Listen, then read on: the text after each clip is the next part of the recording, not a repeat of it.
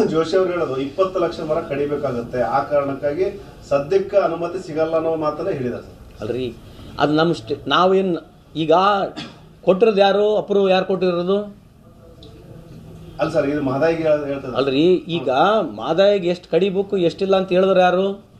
ಜೋಶಿ ಅವ್ರು ಹೇಳ್ತಾರಾ? ವನ್ಯಜೀವಿ ಮಂಡಳಿ ಮತ್ತೆ ಅವ್ರು ಹೇಳ್ಬೇಕು ತಾನೆ, ಇವ್ರು ಹೇಳ್ಬಿಡ್ತಾರ ಸುಮ್ಮನೆ ಬಂದು? ಅವ್ರು ರೈಟಿನ ಕಳಿಸ್ಬೇಕು, ಇಷ್ಟು ಮರ ಕಡಿಬೇಕಾಗ್ತದೆ ಅದಕ್ಕೆ ಕೊಡೋಕ್ಕಾಗಲ್ಲ ಅಂತ ಹೇಳ್ಬೇಕು. ಈಗ ಗೋವಾಗ ಹೋಗ್ತದೆ ಮತ್ತು ಎಲ್ಲೋ ಜಾಗದಲ್ಲಿ ಫಾರೆಸ್ಟ್ ಡೈವರ್ಷನ್ ಹಾಕಲ್ಲಿಗೆ there has to be deforestation forest ಆಗಲೇಬೇಕು. ಆ ಥರ ಬರ್ದು ಕೊಡೋಕೆ ಹೇಳ್ರಿ. ಇಷ್ಟು ಗಿಡಗಳು ಕಡಿಬೇಕಾಗ್ತದೆ ಅದಕ್ಕಾಗಿ ನಾವು ಕೊಡೋಕೆ ಬರಲ್ಲ ಅಂತ ಬರ್ದು ಕೊಡೋಕೆ ಹೇಳ್ರಿ. ಯಾರು ಕೊಡ್ಬೇಕು ಉತ್ತರ? ಯಾರು ಕೊಡ್ಬೇಕು ಉತ್ತರ? ಸೆಂಟ್ರಲ್ ಗೌರ್ಮೆಂಟ್ ರೈಟಿಂಗ್ ಬರೋಕೆ ಹೇಳ್ರಿ ಸ್ಟೇಟ್ ಗೌರ್ಮೆಂಟ್ಗೆ. ಅಲ್ಲ, ಇಬ್ಬರು ಸಂಸದರೇ ಬಹಳ ಸ್ಟ್ರಾಂಗ್ ಆಗ್ಬಿಟ್ರ ಅಂತ ಗೋವಾದವರು.